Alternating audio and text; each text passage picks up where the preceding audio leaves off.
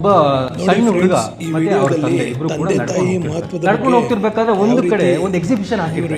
So exhibition ನೋಡಿ ಸಣ್ಣ ಹುಡುಗ ತಂದೆಗೆ ಹೇಳ್ತಾನೆ, ಅಪ್ಪ ಹೇಳ್ತಾನಂತ ನನ್ನ ಜೇಬಲ್ಲಿ ದುಡ್ಡಿಲ್ಲ ಕಣೋ, ಬೇಡ ಅಂತ.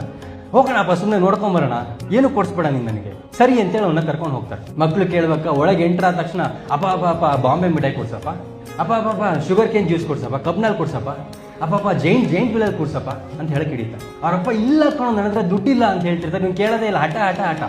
ಸೊ ಆ ಜಂಜಾಟದಲ್ಲಿ ಸಡನ್ ಆಗಿ ಆ ಮಗು ಕೈ ತಪ್ಪಿ ತಂದೆದು ಎಲ್ಲೋ ಒಂದ್ ಕಡೆ ಮಿಸ್ ಆಗ್ಬಿಡುತ್ತೆ. ಸೊ ತಕ್ಷಣ ಮಗು ಒಳಗೆ ಶುರು ಮಾಡುತ್ತೆ. ಆ ಮಗು ಅಳ್ತಿರೋದು ನೋಡಿ ಜನ ಎಲ್ಲ ಸೇರ್ಕೊಂತಾರೆ. ಪುಟ ಪುಟ ನಿನಗೇನು ಬೇಕು, ಐಸ್ ಕ್ಯಾಂಡಿ ಬೇಕಾ ತಗೋ, ಇಲ್ಲ ಇಲ್ಲ ನನಗೆ ಬೇಡ. ಬಾಂಬೆ ಮಿಠಾಯಿ ಬೇಕಾ ನಿನಗೆ ತಗೋ, ಇಲ್ಲ ಇಲ್ಲ ನನಗೆ ಬೇಡ.